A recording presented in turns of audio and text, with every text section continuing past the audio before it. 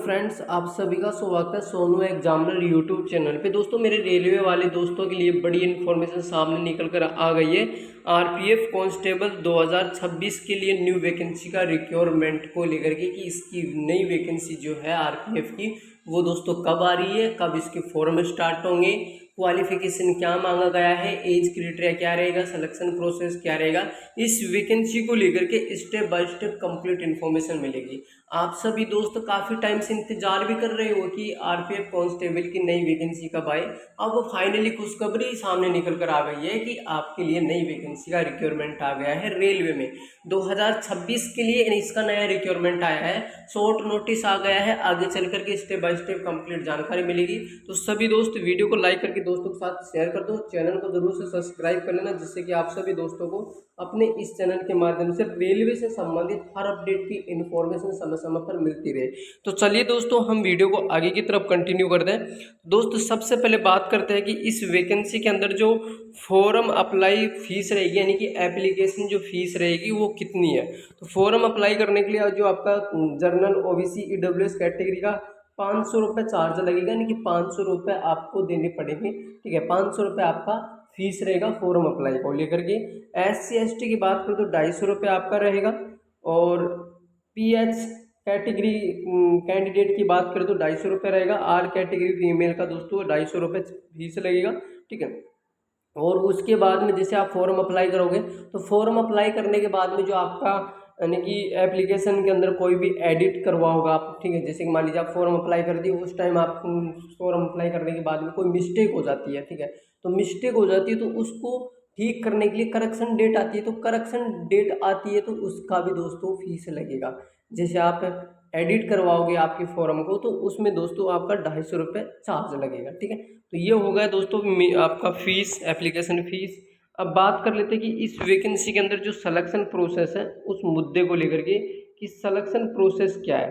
तो selection process simple है दोस्तों। इसमें सिलेक्शन प्रोसेस आपका बहुत सिंपल है कि इसमें एक तो एग्ज़ाम होगा, एग्ज़ाम होने के बाद में यानी कि एग्ज़ाम होगा पहले तो, फिर एग्ज़ाम होने के बाद में आपका फिजिकल होगा, फिजिकल होने के बाद में छोटा सा मेडिकल टेस्ट, और उसके बाद में डॉक्यूमेंट्स वेरिफिकेशन, और दोस्तों फिर फाइनल आपका फाइनल मेरिट लिस्ट सामने निकल कर आती है।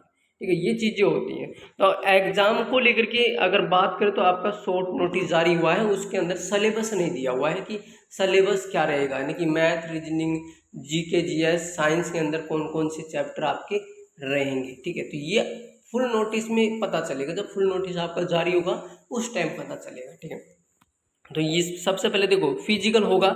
तो अब बात कर लेते हैं कि भाई एग्जाम होने के बाद फिजिकल लिया जाता है इस वैकेंसी में, तो फिजिकल में आपसे क्या क्या करवाएगा। फिजिकल आपका जो होगा उसका पूरा बायोडाटा देख लेते हैं एक बार। तो यहाँ पर पूरा बायोडाटा है फिजिकल को लेकर के कि कांस्टेबल और सब इंस्पेक्टर पोस्ट के लिए, यानी कि 2 पोस्ट है आरपीएफ कांस्टेबल में, यानी कि सब इंस्पेक्टर और कांस्टेबल की पोस्ट है।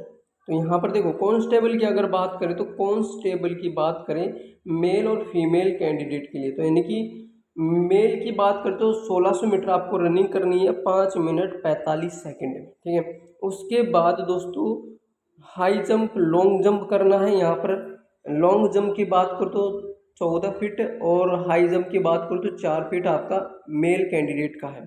फीमेल कैंडिडेट कांस्टेबल की अगर बात करें तो 800 मीटर आपको रनिंग करनी है 3 मिनट 40 सेकंड में, और अगर लॉन्ग जंप की बात करो तो दोस्तों आपको 9 फीट आपको लॉन्ग जंप करना है। हाई जंप की बात करो तो 3 फीट आपको हाई जंप करवाएगा। सब इंस्पेक्टर फिजिकल की बात करें, सब इंस्पेक्टर के अंदर मेल कैंडिडेट का वही दोस्तों यहाँ पर देखो 1600 मीटर आपको रनिंग करनी है 6 मिनट 30 सेकंड में, और फीमेल को दोस्तों रनिंग करनी है 4 मिनट के अंदर 800 मीटर। ठीक है, 4 मिनट के अंदर 800 मीटर। और यहाँ पर जो लॉन्ग जंप है 12 फीट दोस्तों मेल कैंडिडेट का, फीमेल का दोस्तों 9 फीट है।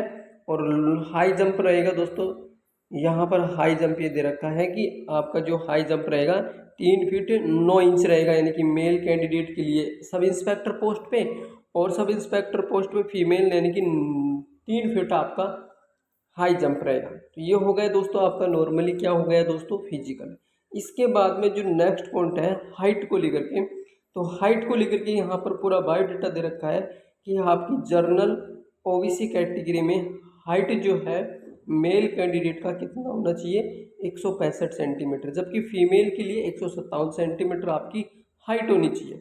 अगर चेस्ट की बात करें, मेल कैंडिडेट का चेस्ट की बात करें तो 80 सेंटीमीटर आपका चेस्ट होना चाहिए और 5 सेंटीमीटर एक्स मांगा गया तो उसको क्या करना है, सीने को फुलाना है। फुलाने के बाद में आपका 85 हो जाना चाहिए, 85 सेंटीमीटर आपका टोटल हो जाना चाहिए। तो ये आपका दोस्तों चेस्ट भी मापा जाएगा इसमें, ठीक है। इसके बाद में नेक्स्ट पॉइंट पे बात करते हैं कि अगर बात करें कि SC/ST कैंडिडेट का हाइट जो है मेल कैंडिडेट के लिए 160 सेंटीमीटर, जबकि फीमेल का 152 सेंटीमीटर हाइट मांगा गया है। अब यहाँ पर चेस्ट का पूरा बायोडाटा मैंने दे रखा है, ठीक है। अब नेक्स्ट पॉइंट पे चलते हैं। नेक्स्ट पॉइंट पे देखो सैलरी की बात कर लेते हैं, क्योंकि सैलरी भी इम्पोर्टेंट है। तो सब इंस्पेक्टर पोस्ट के लिए 35,000 प्लस आपको सैलरी मिलती है, जबकि कांस्टेबल पोस्ट की बात करूँ तो 21,700 प्लस आपको दोस्तों सैलरी मिलती है, ठीक है, 21,700 प्लस। अब नेक्स्ट पॉइंट पे बात कर लेते हैं एज के बारे में कि एज दोस्तों क्या रहेगी। एज की जो गणना होगी ना वो कब से होने वाली है। तो सबसे पहले यहाँ पर देखो, अगर एज की बात करें, एज लिमिट को लेकर के 17 अगस्त 2026, यानी कि 17 अगस्त 2026 से पहले पहले आपकी एज 18 वर्ष हो जानी चाहिए। 18 वर्ष के आप हो जाओगे तो आप इसमें फॉर्म अप्लाई कर सकते हो। मिनिमम आपकी एज जो 18 मांगी गई है, मैक्सिमम 28 मांगी गई है। ये आपका दोस्तों यानी कि एज लिमिट क्राइटेरिया है। अब नेक्स्ट पॉइंट पे बात करते हैं कि वैकेंसी जो आएगी वो कितने पदों पे आएगी। मैंने स्टार्टिंग में आपको एक बात बोली थी कि वैकेंसी आएगी बढ़िया संख्या में पदों पर आने वाली है, यानी कि बम्पर पदों पे वैकेंसी का सामने रिक्वायरमेंट आएगा। अगर बात करें आरपीएफ कांस्टेबल के अंदर 18,712 पदों पे दोस्तों वैकेंसी का रिक्वायरमेंट सामने निकल कर आने वाला है, ठीक है। अब इसके बाद में नेक्स्ट पॉइंट पे बात कर लेते हैं कि ये वैकेंसी दोस्तों रिक्वायरमेंट कब आएगा, फुल नोटिस कब आएगा। तो इस वैकेंसी का रिक्वायरमेंट फुल नोटिस है वो आपको जनवरी फरवरी में देखने को मिलेगा, यानी कि जनवरी फरवरी में आ जाएगा और आपकी जो फॉर्म स्टार्ट होंगे वो कहीं ना कहीं मार्च में जाकर के आपके फॉर्म स्टार्ट होंगे और दोस्तों अप्रैल तक फॉर्म भरे जाएंगे, ठीक है। तो ये थी आप सभी के लिए इस वैकेंसी को लेकर के कंप्लीट इन्फॉर्मेशन। फिर मिलते हैं एक नए अपडेट के साथ। जय हिंद, वंदे मातरम।